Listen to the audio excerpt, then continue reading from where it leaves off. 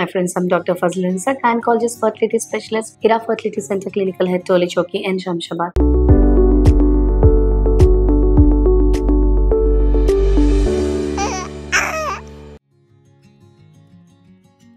చూడండి, మనకి దగ్గర చాలా మంది పేషెంట్స్ వస్తారు. 4 years నుంచి 5 years నుంచి మెడిసిన్స్ ట్రై చేసాం, ఇంజెక్షన్స్ ట్రై చేసాం, బట్ ఏది కూడా వర్క్ అవుట్ అవ్వలేదు అని చెప్పి. సో నార్మల్ గా ఒక ప్రెగ్నెన్సీ 1 year తర్వాత కూడా ట్రై చేసి అందలేదు అంటే దాన్ని ఇన్ఫర్టిలిటీగా గుర్తించాలి. సో ఇన్ఫర్టిలిటీలో మనకి ఏంటి, మేల్ స్పర్మ్స్ ఎట్లా ఉన్నాయి అండ్ ఫీమేల్ లో హార్మోన్స్ ఎట్లా ఉన్నాయి, ఎగ్స్ ఉన్నాయి ఎట్లా ఉన్నాయి అనేది బేసిక్ గా మనం చూసుకుంటాం. సో ఇవన్నీ ఎవాల్యుయేషన్ అయిపోయిన తర్వాత కూడా అవ్వట్లేదు అంటే 4-5 years దాటేసింది అంటే హిస్ట్రోస్కోపీ అనేది ఒక చిన్న ప్రొసీజర్. అంటే కెమెరా పెట్టి మనం గర్భసంచి లోపలికి చూస్తాము అండ్ అది కూడా అండర్ ఎనస్థీషియా. అంటే ఒక 15 minutes to 20 minutes procedure. Morning వస్తే మీరు ఏమీ తినకుండా ఒక 3 to 4 hours లో వెళ్ళిపోవచ్చు కూడా. It is that simple procedure but very very effective procedure.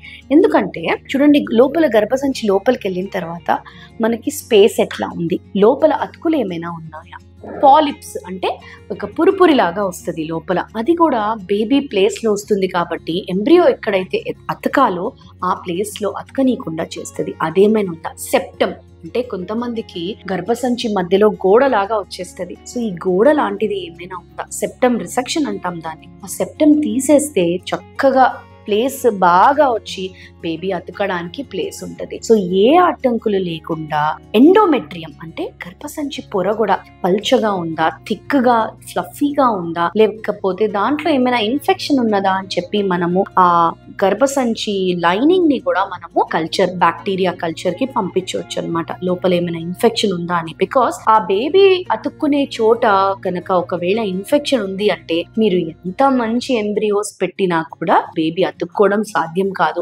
IVF కైనా సరే, IUI కి అయినా సరే, న్యాచురల్ ప్రెగ్నెన్సీ అయినా సరే, ఆ లైనింగ్ లో గనక ఇన్ఫెక్షన్ ఉంది అంటే ఖచ్చితంగా దాన్ని క్లీన్ చేయాలి, ఆ బ్యాక్టీరియాకి ఇన్ఫెక్షన్ దానికి పంపించాలి. సో మీకు అర్థమైంది కదా, ఇది చాలా చిన్న ప్రొసీజర్, చాలా మంచి ప్రొసీజర్. అలాగే కొంతమందికి చూడండి ఆషర్మాన్ సిండ్రోమ్ అని గోడ లోపల అతుకుల్లాగా వచ్చేస్తాయి. సో ఈ గోడ లోపల అతుకులు ఉన్నాయంటే లైన్ అస్సలు పెరగదు, బేబీ పెట్టే ప్లేస్ కాదు కదా, బేబీ పెరగడానికి కూడా ప్లేస్ ఉండదు. So it's a very unhealthy అనమాట. అంటే ప్రీవియస్ గా ట్యూబర్కులోసిస్ ఉన్న వాళ్ళలో ఈ సిమ్టమ్ మనం చూస్తాము. సో ఆషర్మాన్ సిండ్రోమ్ కనుక ఉంది అంటే వాట్ ఎవర్ అతుకులు ఏవైతే ఉన్నాయో అవన్నీ క్లీన్ చేసుకొని లోపల మనం గర్భసంచికి కూడా స్పేస్ ఇస్తాము.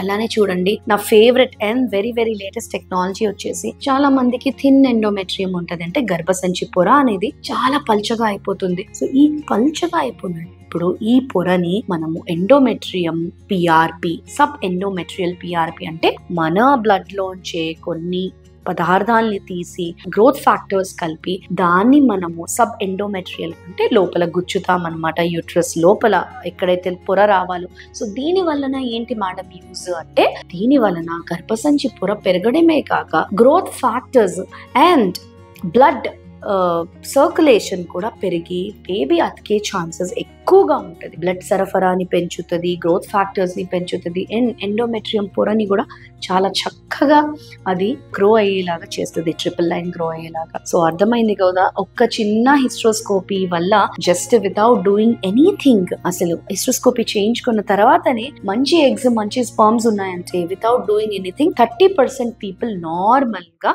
ఒక ప్రెగ్నెన్సీని సాధిస్తారు.